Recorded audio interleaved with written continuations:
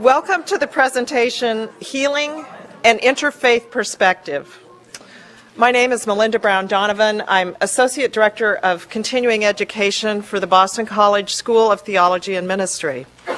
Today, it's my honor to introduce our presenter.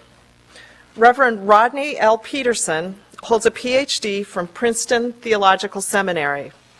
He is Executive Director of the Boston Theological Institute, or the BTI, an ecumenical and interfaith consortium of theological schools, seminaries, and university divinity schools in the greater Boston area.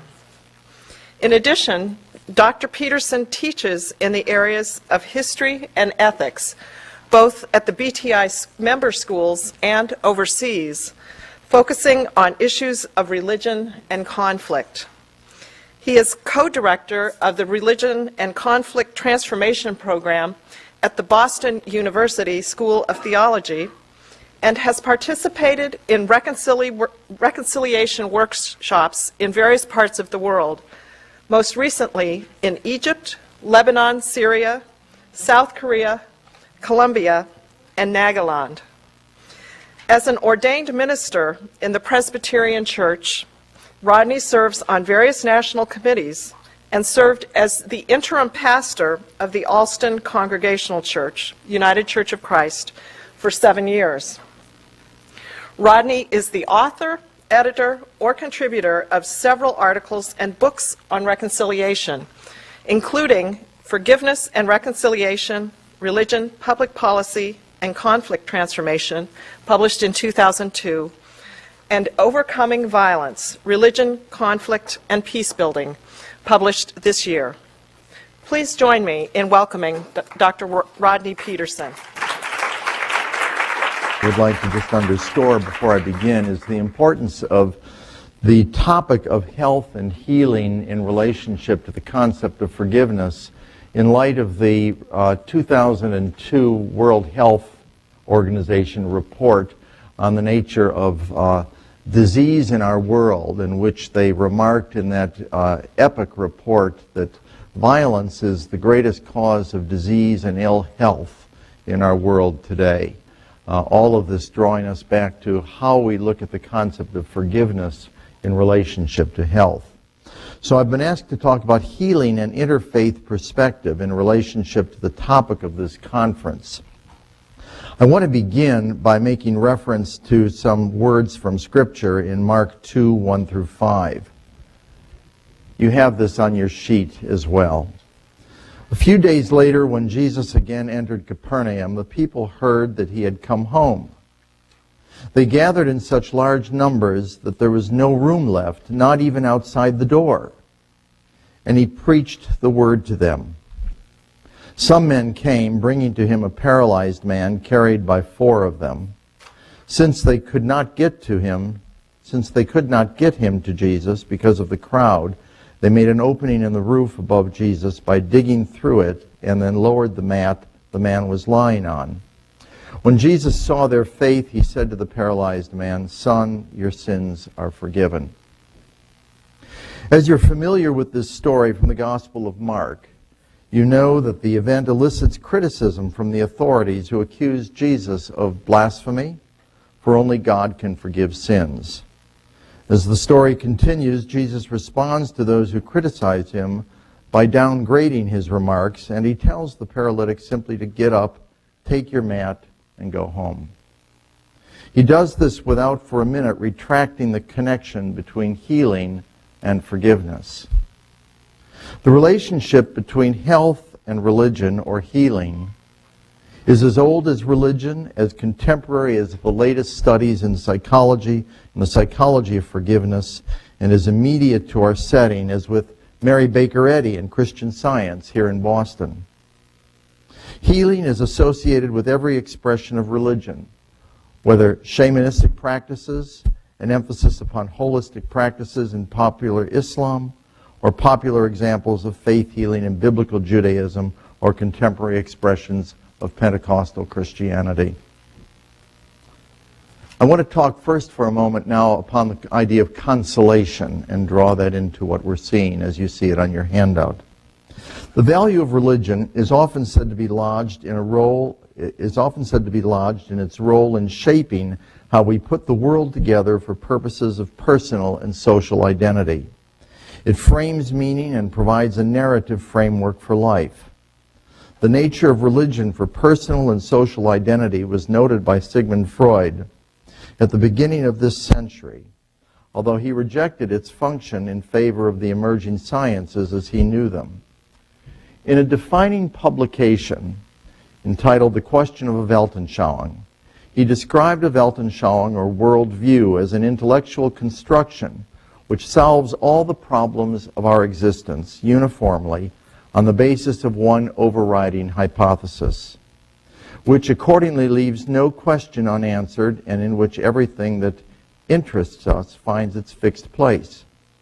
Accordingly, the sciences overtake other competitors to defining worldview, such as philosophy, art, and religion. And according to Freud, it is from the scientific worldview alone that we gain access to knowledge about origins or identity, direction in life, and consolation. This reminds us again that there is something inherent to religion and to our practice of religion that deals with the question not just of our identity as people, not just in our effort to find direction in life, but also in the ways we find consolation in light of life's hardships. Or for Freud, this also meant the deep question of health and human wholeness.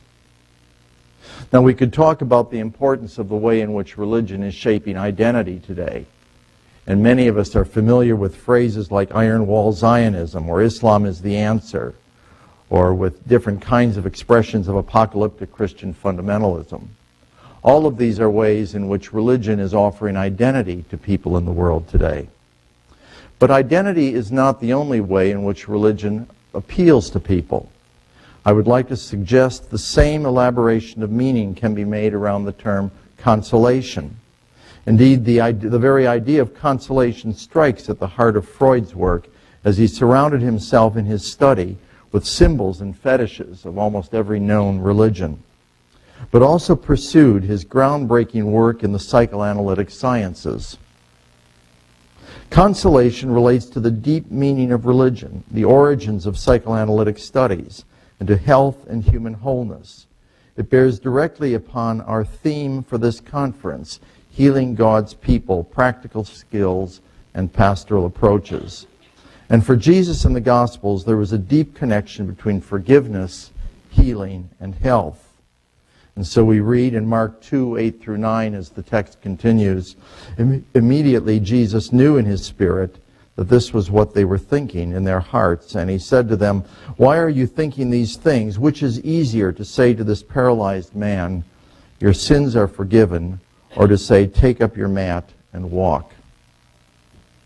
The connection between health and human wholeness has often been connected with the deeper meaning of salvation. Jesus is here connecting an understanding of health with forgiveness, forgiveness related to the healing of persons. This is a remarkable insight, and it is a connection that led the Jewish philosopher Hannah Arendt even to contend that Jesus was the author of forgiveness. Finding the idea so deeply wed to his own ministry and so profoundly related in Arendt's own understanding to individual and social health in the aftermath of the Second World War. I would suggest that this is even more the case today, as is characterized by the World Health Organization and is as most challenged in areas of health and disease by violence. Indeed, it has almost become a truism in psychological literature over the past quarter century that the degree of our health is related to our capacity to forgive.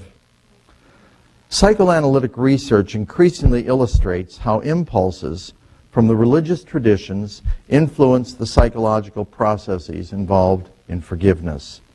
For example, psychologist Everett Worthington has studied the motivations that reduce interactions with one who has hurt us as related to forgiveness and health. Another researcher from the University of Wisconsin is working on a program on forgiveness with Robert Enright. Joanna North writes, "Forgiveness is a matter of a willed change of heart the successful result of an active endeavor to replace bad thoughts with good, bitterness and anger with compassion and affection. Participation in a religious community can give the courage to make those steps which may begin in only a detached and limited fashion along a road toward healing and individual and social health. But religion does not come to the topic of forgiveness with one voice. Different wisdom traditions set in different frameworks for understanding the world offer different nuances to the concept of forgiveness that can help social scientists and health professionals appreciate the impact of different religious conceptualizations and can help health professionals discern different roads to healing. The idea of forgiveness is not a monolithic concept. Social scientists, but also theologians and practitioners of religion who appreciate the contributions of different religious perspectives on forgiveness can have greater success with the personal and social healing that can accompany forgiveness. As such, forgiveness might be seen as a commitment to a way of life and practice. It might be defined as a commitment of the will. It may also imply that which entails liberation from the past. Forgiveness might focus upon and be seen as applicable to the secular realm and public policy, in addition to public health. Different traditions of a religious expression have contextualized and defined forgiveness differently.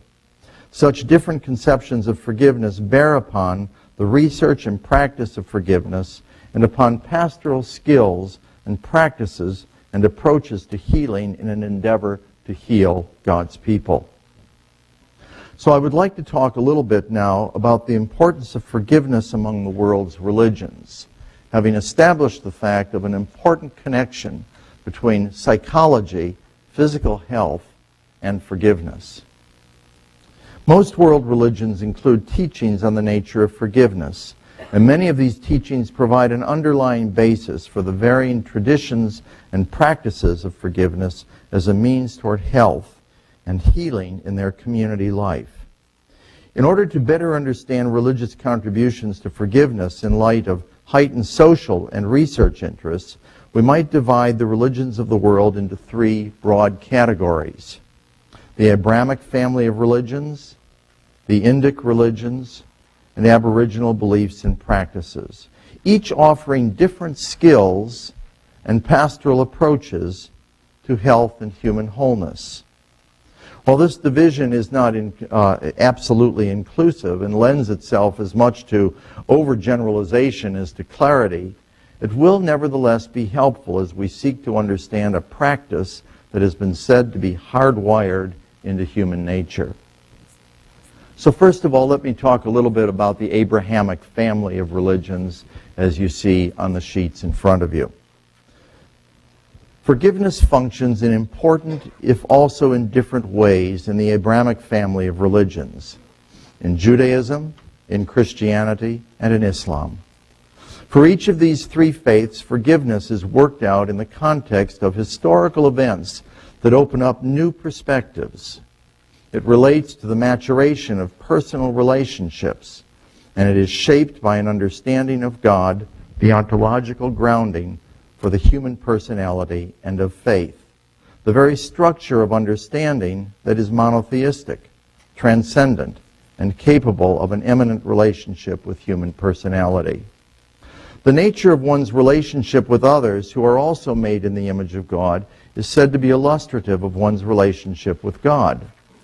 While differences exist, there are also affinities in these three faith traditions as illustrated in their scriptures.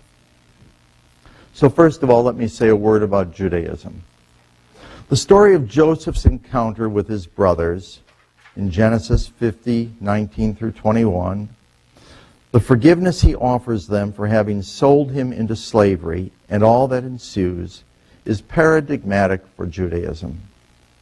At least four important lessons are laid out here that govern Jewish concerns about the legitimacy of forgiveness. First, Joseph grounds his understanding for and ability to forgive in his conception of God. In other words, the basis for forgiveness is in imitation of God. Am I in the place of God, he asks. You intended to harm me, but God intended it for good. Second, it is the victim who usually begins the process of forgiveness toward restoration. Third, the demands for justice are specific if there is to be restoration. This is seen more clearly in Joseph's earlier encounters with his brothers as they seek his assistance in the context of the famine in the land. A concern for the demands of justice is even clearer in the story of Jacob's encounter with Esau after Jacob's earlier deception of their father and theft of Esau's birthright. Fourth, the end sought is the repair of relationships. This is evident in Joseph's extension of aid not only to his brothers, but to their progeny.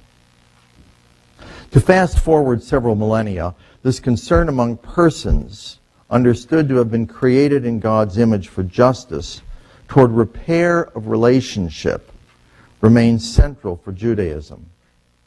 In contemporary history, this has caused no end of anxiety and conscious self-reflection in the Jewish community.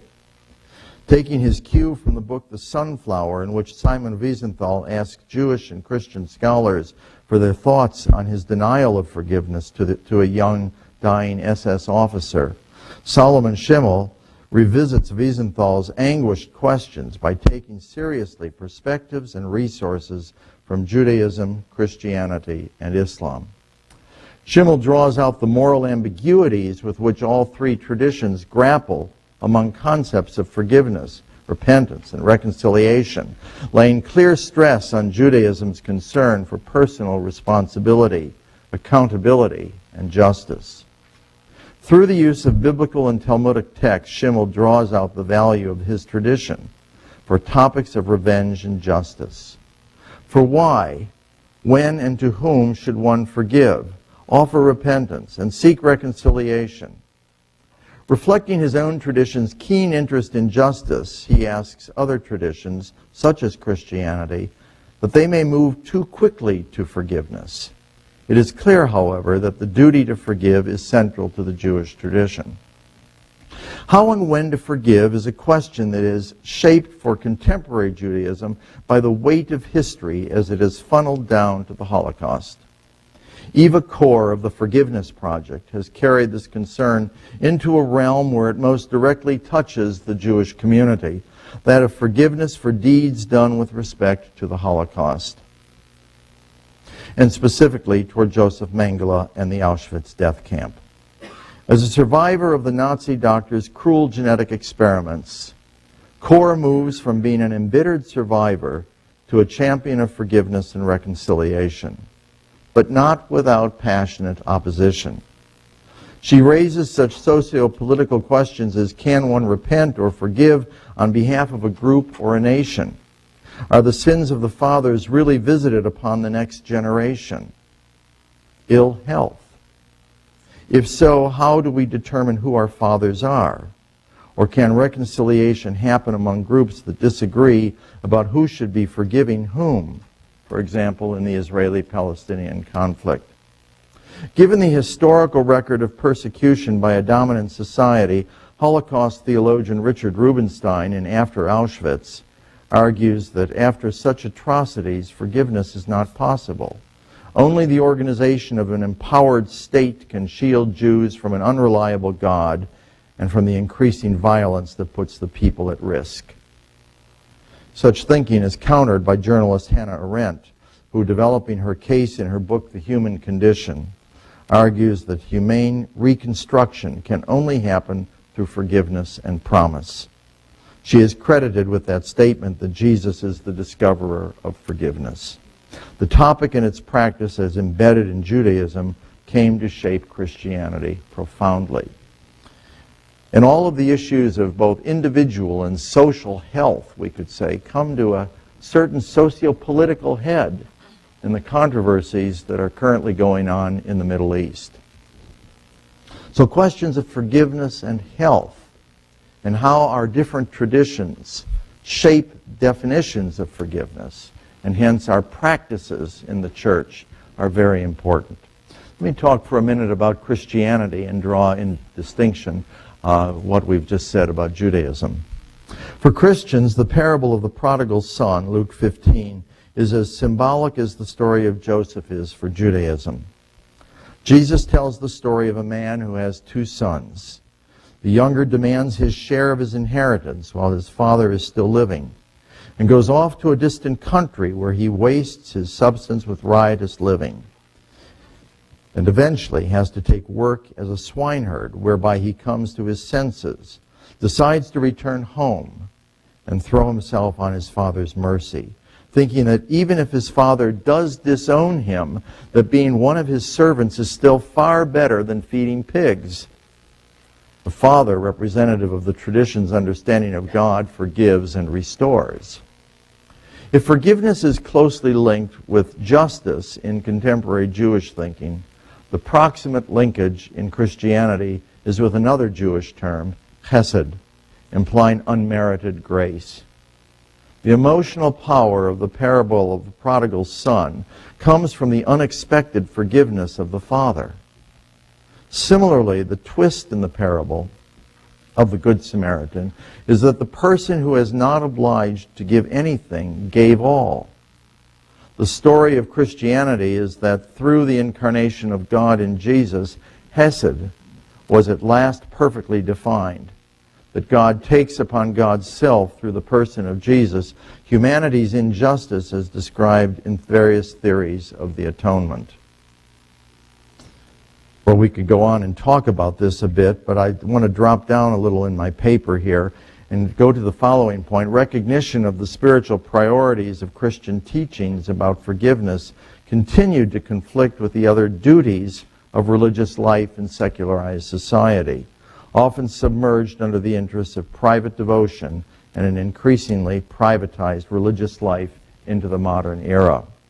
Contemporary events, most importantly, the moral failure of almost all Christian churches with the Holocaust, and failure to define adequately with the sin of racism, have carried debate forward about the public and civic value of forgiveness made clearly manifest in debates surrounding the efficacy of South Africa's Truth and Reconciliation Commission. For theologian Miroslav Volf, a Christian understanding of forgiveness and reconciliation became real in the context of the Serbo-Croatian crisis of the 1990s, particularly in what Wolf saw as the drive to dichotomize between perpetrators and victims. The significance for forgiveness of this was made by Geico Müller-Fahrenholz of the World Council of Churches, in his understanding, every act of transgression constitutes a bondage that keeps the perpetrator and victim locked together. In other words, without forgiveness, there's a perpetual interlocking of victim and perpetrator. He adds that forgiveness generally refers to a specific act of pardoning. Someone repents, someone forgives. Repentance and forgiveness are taken as the two sides of a process in which the perpetrator of an evil act confesses his or her remorse, and the victim of that act grants pardon.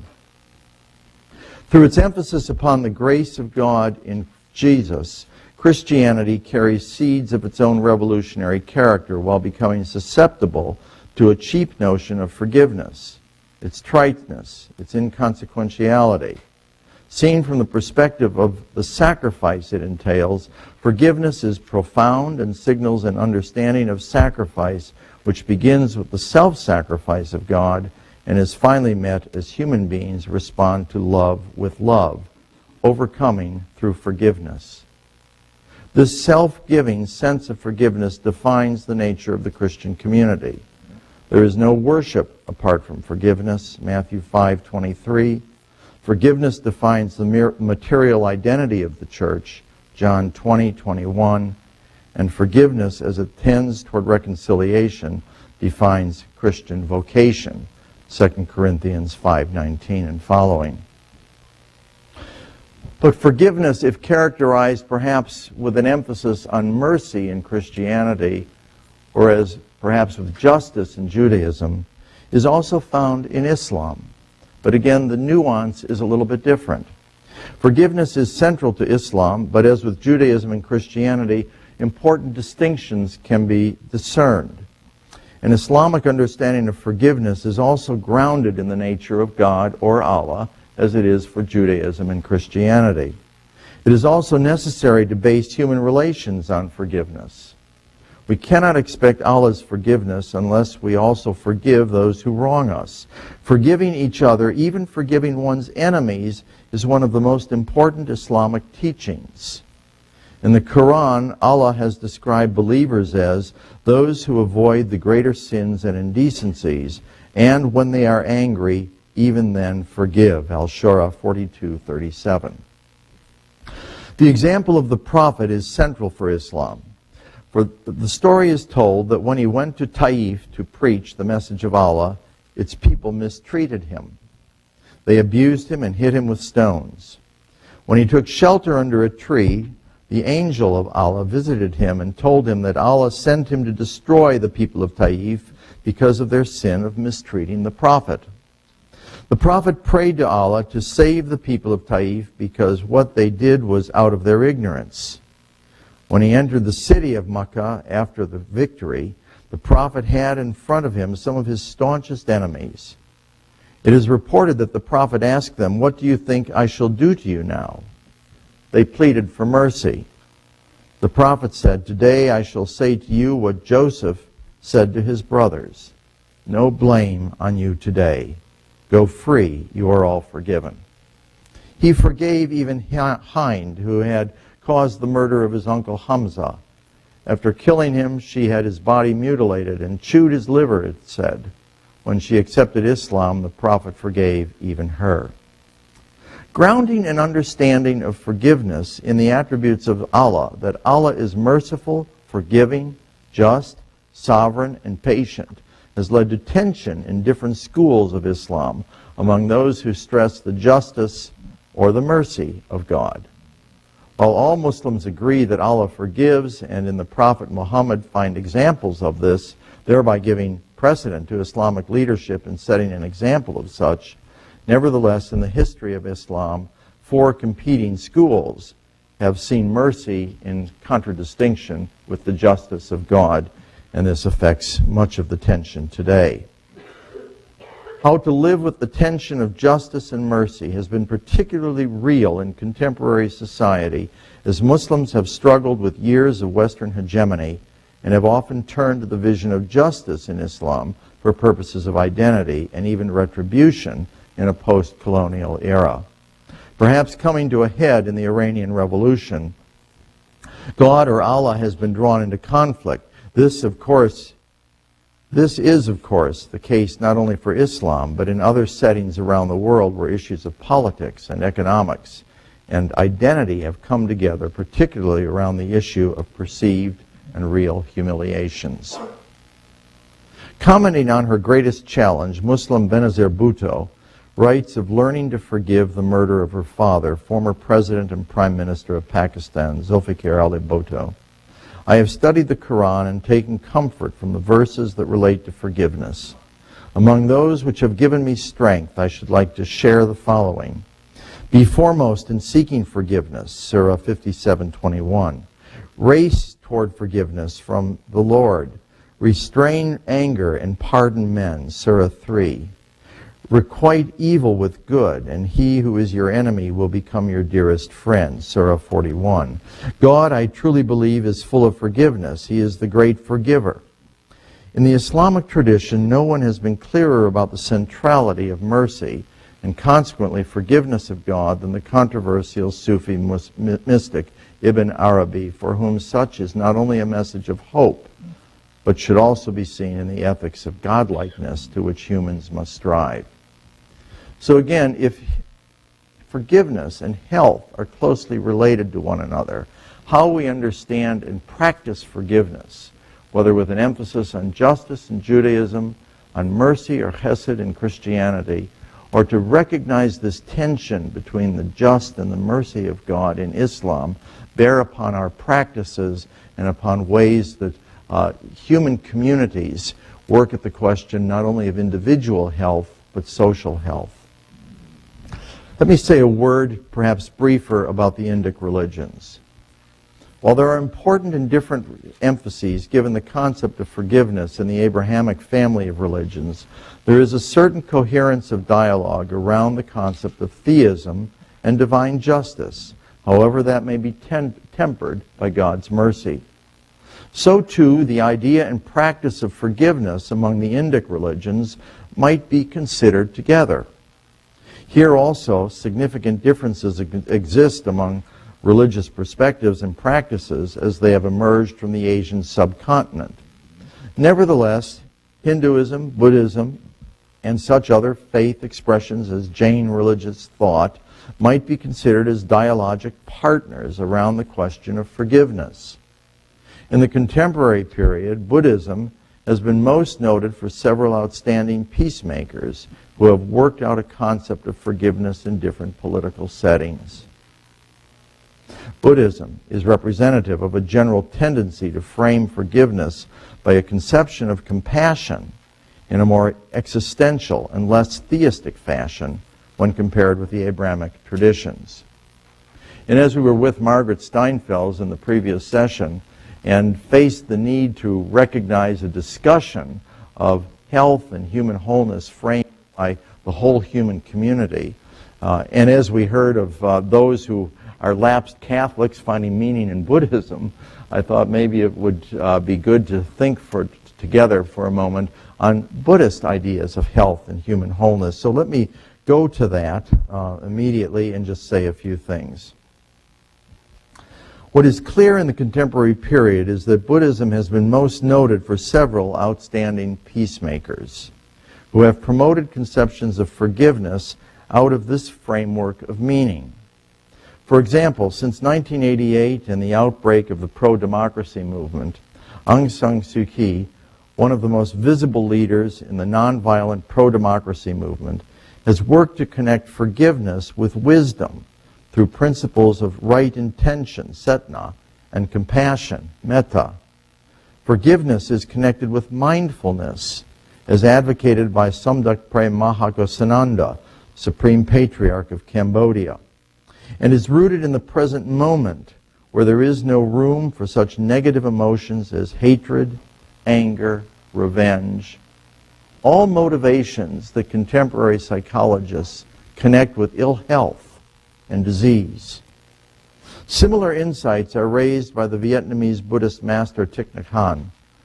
Another prominent Buddhist proponent of forgiveness is the Dalai Lama, at the heart of whose peace philosophy is the ability to cultivate forgiveness. One allegorical trajectory from Hinduism can lead to the non-theistic impulse in Buddhism and to a search for a way to live in a world of existential suffering, a reality affirmed in the first noble truth of Buddhism, dukkha, that the sufferings of this life become the basis for compassion, forbearance, and pity. See how forgiveness is being shaped in a more existential way in relationship to our own sense of compassion or mindfulness, rather than on analogy with our understanding of the nature of God, as in the monotheistic traditions of Christianity, Judaism, and Islam. Living so as to be compassionate, forbearing, practicing pity. Living in this way is to live in light of the perfections or moral qualities which have been cultivated to a maximal degree by Buddha, Buddhas, or the awakened ones. Against the broad variety of Buddhism which generally divides into Theravada and Mahayana traditions, both rejecting a creator God, or at least considering such to be irrelevant, while the latter holding to a role for a divine Buddha to guide humans to enlightenment, there is a notion of forgiveness lodged in the renunciation of anger or resentment towards someone who has offended you. I would suggest that many in our contemporary world who reject religion but embrace spirituality are driven by exactly this need to develop a lifestyle which is characterized by a renunciation of anger or resentment and seeks to ground itself in some kind of existential peacefulness, leaving the questions of religious debate that have characterized Protestants, Roman Catholics, and others to the side as we focus more on the importance of immediate and existential life. This is certainly one of the attractions of Buddhism, along with other things. Forgiveness is usually understood to imply the overcoming of resentment for an act done against one. However, the Buddhist notion of forbearance includes both the renunciation of anger as well as the endurance of an action done against one. This twofold sense of forgiveness is reflected in the terms anukampa and dayava, which can be translated as compassion or pity, virtues that move one not to react against someone who deserves punishment because of their own actions. In forgiveness, the rejection of retribution stems from overcoming resentment toward an offender. Compassion and pity as Buddhist virtues effect a change in attitude by which the offender is no longer thought of as such. Instead, through compassion and pity, one ideally comes to empathize with the sufferer, the suffering of the offender. And one then takes steps to ease that suffering, even though both the empathy and the action taken to relieve suffering is undeserved. In this vein, one image of compassion is the empathy that one feels toward the criminal on his way to his execution, or it is also said that the truly compassionate take pity even on their would-be murderers. Compassion, in particular, can have the effect of reforming an offender who is shamed by the contrast between his own behavior and the behavior of a wronged person. While the world may be a realm of suffering, it is not one of inherent injustice. Buddhists understand that justice is maintained by karma, in which good actions are rewarded with good fruits and bad with bad fruits. In this sense, there is a kind of metaphysics behind Buddhism, if not as theistic or robust a fashion as with the Abrahamic traditions. This attitude toward understanding forgiveness in the context of wisdom, compassion, and forbearance lends a certain existential quality to Buddhist conceptions of forgiveness. Understood as such, this perspective has fostered the powerful contemporary movement of engaged Buddhism, a movement characterized by caring and service, social and environmental protest and analysis, and nonviolence as a way of overcoming conflict.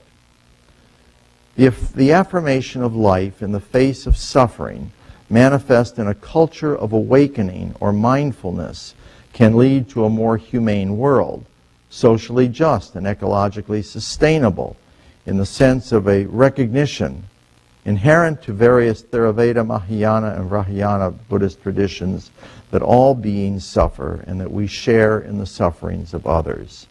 In this sense, then, living with forgiveness is to live in an existential and compassionate fashion with all living beings.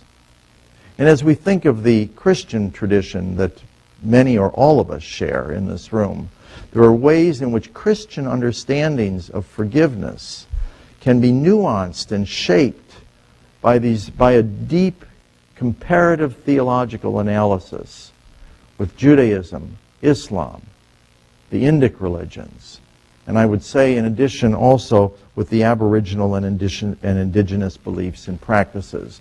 And so let me say a word about how forgiveness is nuanced differently in those traditions as well, before concluding and drawing together some of these threads. Aboriginal and indigenous religion forms a third broad approach to an understanding of how religious traditions frame conceptions of forgiveness. Most Aboriginal and indigenous traditions are essentially tribal and animistic. They often share in a belief that ever-present spirits are at work in human beings and nature alike. There is often no sharp distinction between the sacred and secular, between the spirits and the essential unity of nature and humanity. In the case of personal and community infractions, there is often a preference for teaching and healing, and away from punishment. Forgiveness often functions in a communal sense, with an emphasis upon a kind of restorative justice that enables community restoration that is inclusive of both victim and offender. Let me say a word about one set of indigenous religions, North American indigenous religion. An emphasis upon bringing offenders into a healing circle for purposes of community health is seen, for example, among the North American Cree and Ojibwe First Nations. Forgiveness becomes framed by restoration to community. In many Aboriginal and Native cultures, a real harm in the case of individual or community infraction is seen to have been done to all. Working with many remote Oji-Cree communities in northwestern Ontario, Rupert Ross, Assistant Crown Attorney for the region, writes of ways by which forgiveness fits into a pattern of holistic teaching and healing rather than punishment. This has been important among the Thinglets for dealing with community offenders, in which a judge agrees to a community request for a healing disposition, whereby through working out the implications of forgiveness in the community, in the context of community living, is seen to foster restorative justice. Ross writes, a community disposition continues that humiliation at least until full forgiveness has been achieved. A jail sentence removes the offender from this daily accountability and may not do anything towards rehabilitation, and for many may actually be an easier disposition than staying in the community. This emphasis upon placing forgiveness in the context of community and of community restoration finds further support in the Navajo Tribal Court, recognized as a leading institution among tribal peoples. According to Ross, one of the leading supporters of this move toward peacemaker courts, Chief Justice of the Navajo Nation Judicial Branch, Robert Yazzie, argues for the involvement of people who are a part of the dispute making the decisions. He finds an important role for Navajo wise persons or elders to provide guidance, encourage talk about the problems at hand, not so as to make decisions for others, but to foster decisions through guidance. Different from a Western mediator or arbitrator, the role of the elders is to guide parties back into the thoughts and behaviors that reflect indigenous values and community health. Another example of the context of community comes from the province of Manitoba and the Ojibwe community of Hollow Water. The Community Holistic Circle Healing Program at Hollow Water offers an illustration of the way by which a healing strategy envelops the concept for forgiveness and leads not just to the restoration of social and individual health in the Aboriginal community, but to deeper sources of meaning, identity, purpose, and fulfillment in life. This emphasis upon community healing among Aboriginal and Indigenous groups is toward the restoration of social and individual health. But it also carries a deep source of shared meaning seen in a recent discovery by North American Mi'kmaq people. In an effort to restore their language to everyday use, it is said that they found an ancient verb tense that had fallen into disuse, a tense specifically designed to say to everyone, "This event has been concluded to the satisfaction of all." In English, they have called this the forgiveness tense.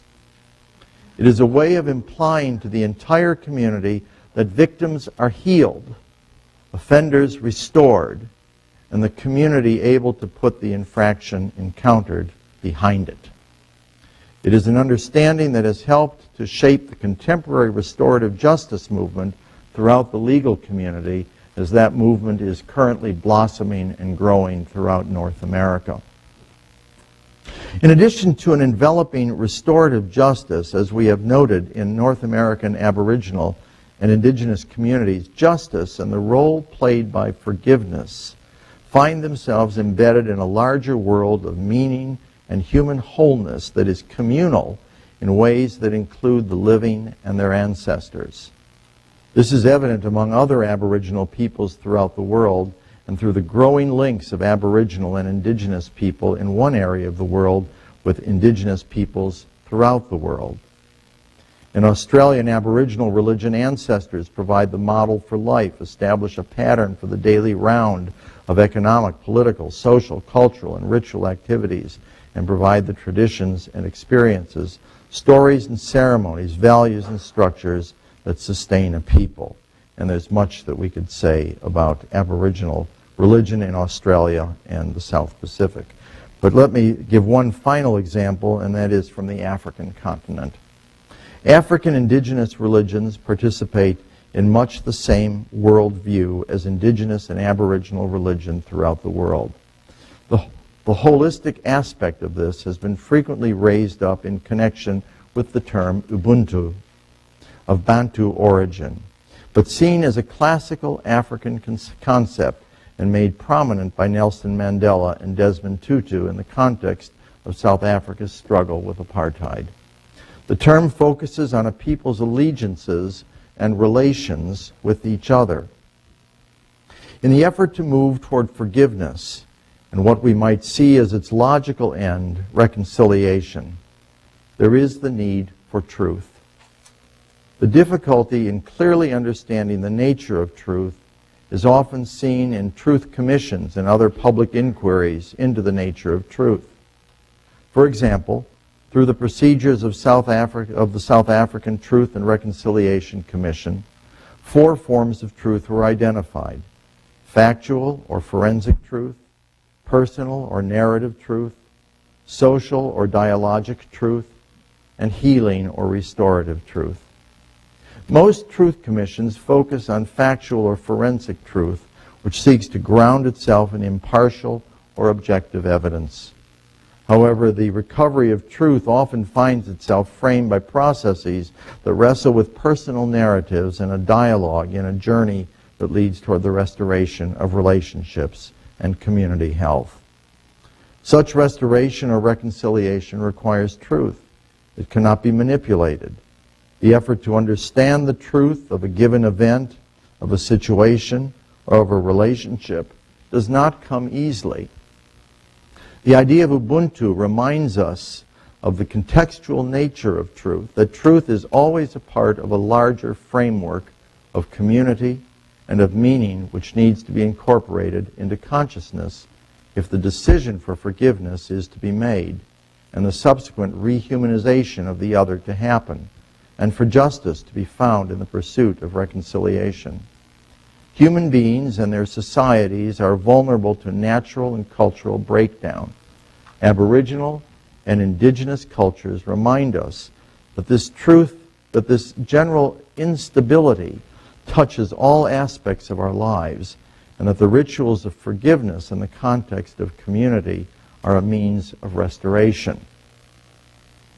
In conclusion, research will continue on the nature of forgiveness, its relationship to individual health, to community health, to social well-being, as to whether humanity is hardwired to forgive, or whether forgiveness is part of an evolving culture. This research will take us to dialogue with the efficacy of religion, or of the wisdom traditions, in fostering forgiveness, which is to say, in fostering individual and communal health. The 3 families of religion noted here, Abrahamic, Indic, and Aboriginal, each encompasses its own broad approach to an understanding of the nature and practice of forgiveness, conducive of individual and social healing. The Abrahamic traditions are clearly grounded in a theistic ontology and related to conceptions of justice and mercy. The Indic traditions clearly affirm the existential value of forgiveness as an aspect of mindfulness and compassion. Aboriginal and indigenous religions draw our attention to issues of community and dignity through restorative justice. Each of these 3 broad ways of understanding forgiveness deserves further research for what it offers to the healing of persons and communities, and to the repair of the world, so central to human identity that, in the words of Elizabeth Spellman, we might think of ourselves as homo reparans, people who repair. Each religion is central to the healing of God's people, practical skills, and pastoral approaches. And we might conclude with Matthew 9:1. And getting into a boat, he crossed over and came to his own city. And behold, some people brought to him a paralytic lying on a bed. And when Jesus saw their faith, he said to the paralytic, "Take heart, my son, your sins are forgiven." And behold, some of the scribes said to themselves, "This man is blaspheming." But Jesus, knowing their thoughts, said, "Why do you think evil in your hearts? For which is easier, to say, 'Your sins are forgiven,' or to say, 'Rise and walk'?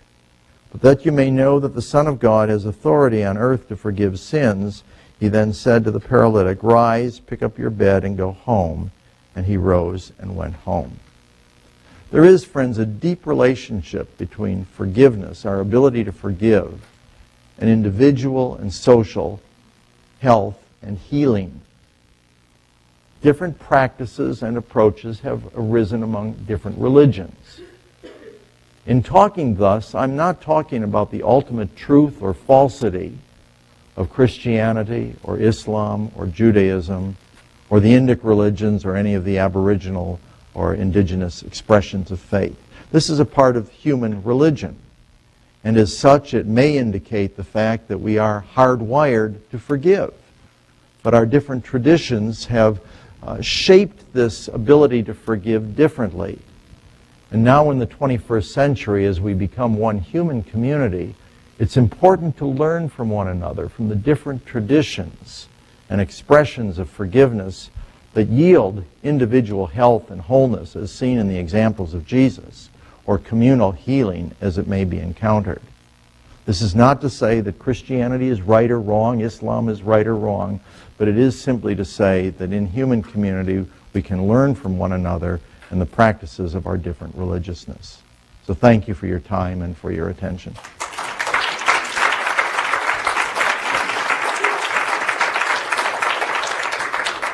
Thank you very much, Thank you. Rodney. Want to take some questions? Sure. Okay, Yeah. great. We'll take questions. We have about 20 minutes until we need to end. I saw here, and then I'll go this way. Okay, please.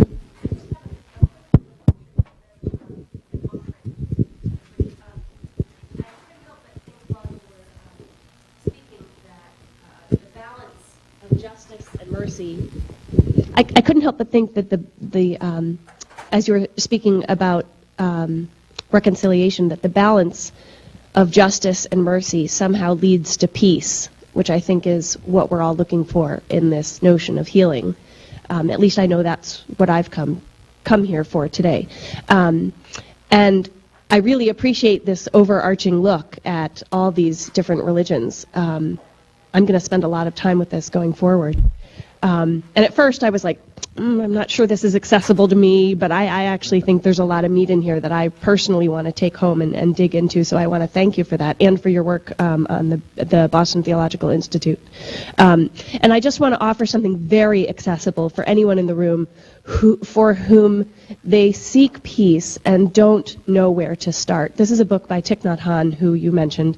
It's a very accessible book. He is a Buddhist monk, and this book has been very transformative in my own personal look at healing. And I think also, as a person who was raised Catholic, although I don't currently worship in the Catholic Church, I find Buddhist teachings to be very complementary to the seekings that I have left the Catholic Church with. So I'll just leave those reflections, and thank you for your time. Thank you. I might just say in reply, I think that's a very good observation you've made. I've always been attracted to John Paul Lederach, a Mennonite peace builder, who has argued that in Psalm 85:10 we find a key to reconciliation. You might remember that psalm. I'm not sure if it's exactly numbered the same in the Catholic Bible and in the Protestant Bibles, but it's there in both Bibles. And that's truth and mercy embrace, justice and peace kiss. And the intersection of those four ideas, Lederach argues, with his work in Nicaragua, the intersection of those four ideas create reconciliation. Could you say his name? Yeah, John Paul Lederach, Lederach, I believe. Yeah, you can Google that in very easily. I said I was going to go this direction. Let's take you, and then we have time. Don't worry. Very interesting for me, and I don't know if anybody else feels the same way. Halfway through, it was about forgiving others, but then there's the component about asking forgiveness from others from you. So I think that's the other piece as well, forgiving others, but also being forgiven yourself. Yeah. So I think one of the virtues in the Buddhist tradition has been this emphasis on mindfulness, and I think that it's an idea that can be embraced by all of us from our different backgrounds so that we learn just exactly what you're saying. Please, in the red. Yes. One of the things that I found when I was a hospice nurse is that at the very end of somebody's life, it often required that person who was dying to reconcile with one or another family member. And it was not until that reconciliation happened that that dying person could find peace and let go to die and to move on. And I think that goes along with exactly what you were saying, is that we need to reconcile not just with others but with ourselves in that whole process to become better in relationship with God or a higher power or whoever it is, so that we can move on to wherever we believe we're going.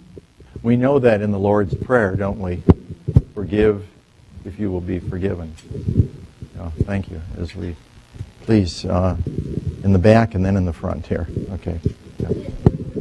Islam, I'm a little confused. I need a little clarity. You were saying that that Islamic creed, you're living with tension, the tension between justice and mercy, the recognition of that tension. I don't understand what you mean by that. What's the difference? Flesh out what you mean by the tension between justice and mercy. Yeah, that gets to be a very complicated idea in Islam. You know the 99 names of God in Islam, and many of those names are Allah the Just, Allah the All-Merciful, etc. I could run down through them. And there have arisen 4 schools of legal interpretation in Islam, which dominate the territory today as well. And in those different schools of interpretation, some see justice as the primary point of identity of the deity of Allah, and others find mercy as more connotative of the nature of God. And in the end, it becomes a tension. Is God in the end just, so that 3 strikes and you're out? Or is there mercy even beyond those 3 strikes? So what is the final determining nature of God? Is it mercy or is it justice? That's something we wrestle with in our own lives as well, I'm sure. Please, yes. I actually have 2 questions. One is sort of individual and one is social. In my own struggle with forgiveness, I've sometimes found that I believe I've forgiven a person that's harmed me in some way, and then I find myself feeling very superior to that person because I've been so virtuous in terms of forgiving them, and so I'd just like to hear what you have to say about that kind of forgiveness. The other, and I'm not sure what I expect you to say about this, but in terms of social forgiveness, I think about the incredible centuries-long memories of injustice that are coming up in some of the ethnic disputes that exist today. And I suspect you'll say that the answer to that huge kind of social memory of evil is for each individual, enough of the individuals in a society to forgive, to change that it'll change the society's memory of evil. But I'd like to hear what you might have to say on those situations. Okay. Sure. In relation to both points, I think all of us have experienced the thought that we've forgiven somebody, and then there's like a trap door that opens in our life, or something happens, and all of a sudden we begin to see there's another story down there that hasn't been dealt with. And I think that the process of forgiveness is a continual process. And unless we're willing to go down that road of continually forgiving, we become easily susceptible to cheap forgiveness as opposed to expensive forgiveness. Many of us are familiar, of course, with the writings of Dietrich Bonhoeffer and cheap grace versus real grace or expensive grace that took Christ to the cross in this Lenten season as we think of these things. And I think unless we're willing to continue to go down the road of forgiveness, our forgiveness can become susceptible to a cheap forgiveness. This is a journey that we're all on, I think. And again, I think there's some rich resources in some of the other religious traditions. The tension with justice, with Islam or Judaism, or the tension in being mindful, really mindful of our situation that Buddhism calls us to. I think these are resources that can be used. I think in terms of the social question, this is indeed difficult because the Second World War eventuated in the Cold War. The Cold War kind of locked everything into polarities. Either you were a communist or you weren't. And with the fall of the Berlin Wall, the unfreezing of many conflicts under that kind of broad rubric, we've begun to see the reality of what you're referring to much more pointedly. In fact, I don't think the Truth and Reconciliation Commission in South Africa could have happened apart from the end of the Cold War as we knew it, because everything, even in that country, was put under that kind of dichotomous rubric of either you were for the communism or you were for the West, And so we, in a sense, are facing the reality today more so than at any other time. The reality that, as far as we know, the 20th century was probably the most brutal century in human conscious recognition. I'm not going to say there weren't extreme brutalities associated with the past, but in terms of how things have been written and documented and how we know and read about that history, we have been through an incredibly cruel century, beginning with the Armenian genocide, perhaps peaking with the Holocaust, the Shoah, and then, of course, the Rwandan genocide at the end of the century. And I'm not sure the 21st century is any better. But having said that, we know and we practice, and our legal community supports the concept of bequests, inheritances, things like this. What about the dark side of those bequests and inheritances? How far back do you reach? Do you go back to the 7th century? Do you go back to the 2nd century, Jewish Christian, 7th century, Islamic Christian? Do you go back to the 14th century? You think of the Serbian crisis that eventuated in the Bosnian conflict of several years ago. So how far back do you reach? These are questions that are being wrestled with by many people. Jana Thompson has written a wonderful book reflecting on the difficulties of this question. Martha Minow, who's the dean of the Harvard Law School, has written a number of books wrestling with this problem. Her most prominent, perhaps, in this regard is the one Between Vengeance and Forgiveness. How do you live between the polarities of vengeance and forgiveness in today's world? And, this is nowhere more true than in the Middle East today, as we wrestle with the heartfelt difficulties that a Richard Rubinstein raises. We need a powerful iron state in Israel versus Hannah Arendt's argument that there is no way forward apart from forgiveness and promise. And promise. And this should bring us as people of a Judeo and Christian background to a recognition that promise is another word for covenant. How do we live into the future? We live with a sense of forgiving ourselves, forgiving the past, so we can start fresh, if that's ever possible, but that requires a continual personal attitude of forgiveness. And then how do I reach into the future? I do so through promise. And so are my words real? or are they not? And you begin to face the crisis that we in the United States have been in at least since Enron. Do we believe our corporate managers? Do we believe our politicians? Because if you can't promise something and be true to your word, then how do we know what the future is going to be? So these are very, very important topics that you raise, and they illustrate the connection between ourselves as individuals with the social healing of the nation. In the red and then in the way back, or maroonish, or whatever, the Boston College colors. I think what really struck me and resonated with me was when you were talking about the African tradition and the need for truth within forgiveness.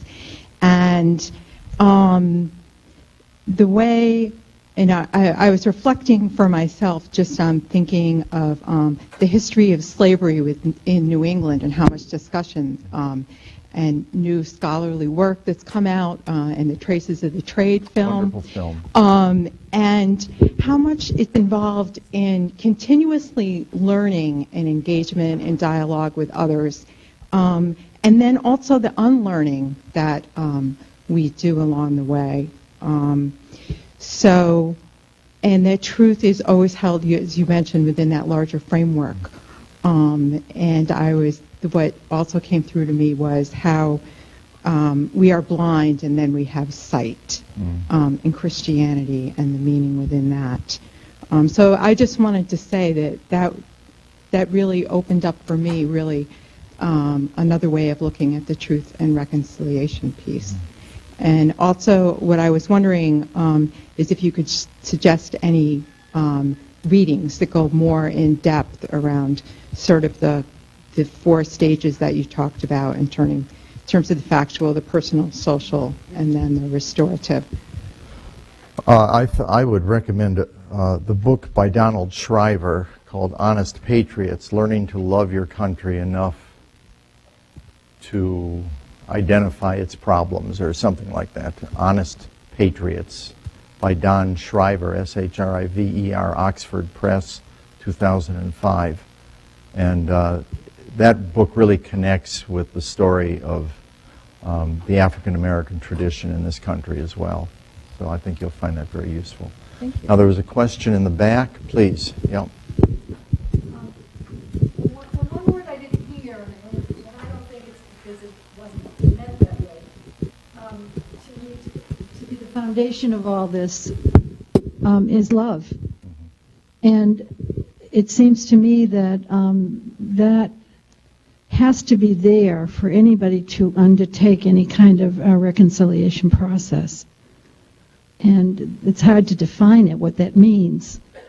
But it's just from my own experience as well in going through a forgiveness process in different areas of my life that I realized that what was really happening is I had to, from a faith standpoint, and realize that it was a love act in some ways.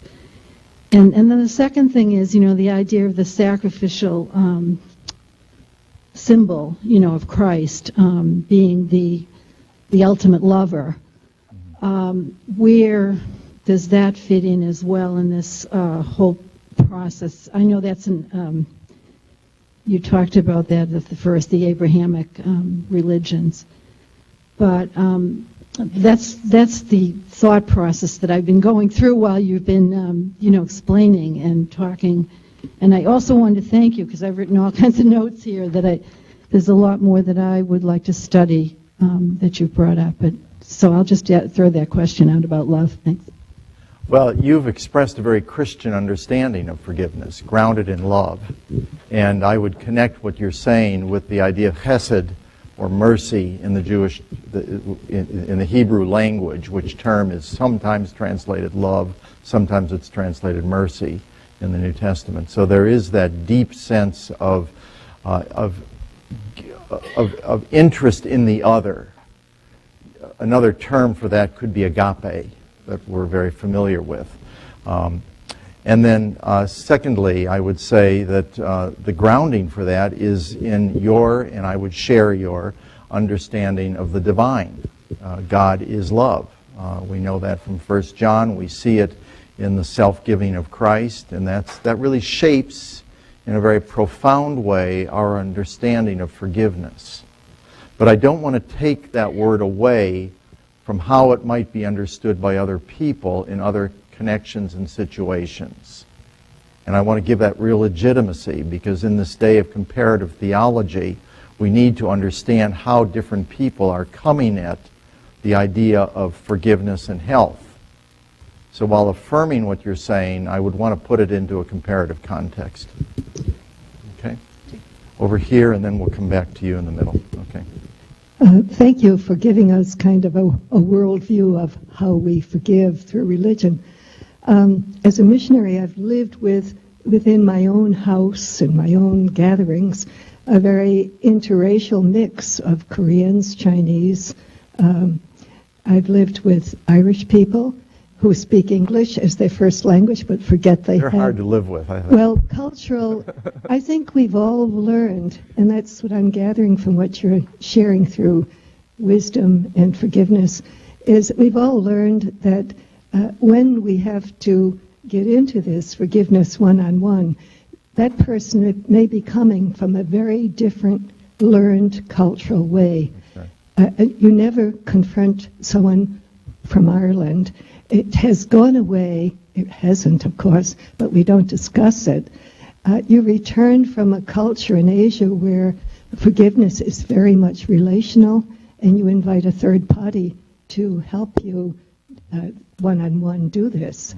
But the fright that you get when you arrive back in the States and someone says, "We need to talk," that's the abrupt American. Yeah. I'm very American, yeah. But and I've taken it all on now in a few years. But we are so abrupt in trying to get forgiveness to happen that it almost scares other cultural people away. And we are surrounded by people from various cultures, even in the workplace. Mm-hmm. So in the clinical aspect of it, where I come from, you just begin by saying to people, don't try to forgive at an emotional level.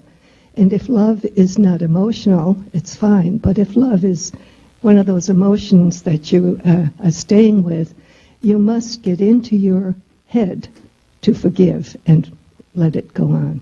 It will never happen at the emotional level. Thank you. And that's where I think there does need to be some recognition that our ability to forgive is set within an ontological or larger context in some kind of way, which refers to the previous question as well. I'm afraid our time is up. Rodney, perhaps you'll be around for Sure. a few minutes after in case the additional questioners would like to speak with you. Thank you so much for this very rich presentation. Thank you, all of you. And just a couple of announcements.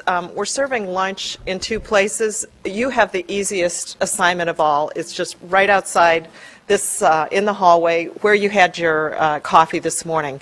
You can take your lunch and eat it in any of the classrooms here on the first floor. And if it so happens that you're with someone who might be in the other lunchroom, you're welcome to join them. It's up Stewart Snack Bar, 2 floors above us. And we'll begin in this room promptly at 12:45. Thank you for coming.